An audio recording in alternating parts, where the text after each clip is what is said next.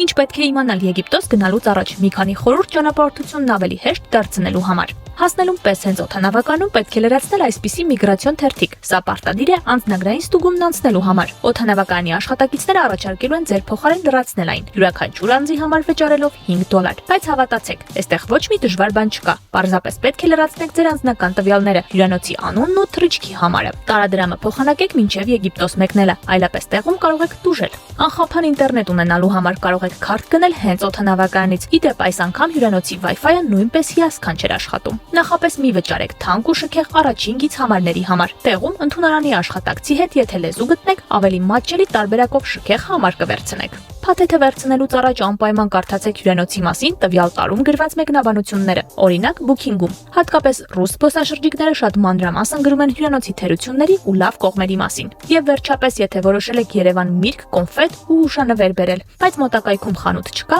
կարող եք Viber-ով գրել այս խանութների էջերին։ Նրանք ձեզ հյուրանոցից անվճար կտեղափոխեն խանութ, կսպասեն, ձեր առևտուրը կանեք, հետո կբերեն հյուրանոց։ Գործում է նաև առաքում։ Պլյուս դրեք, կուղարկեմ կոնտակտները։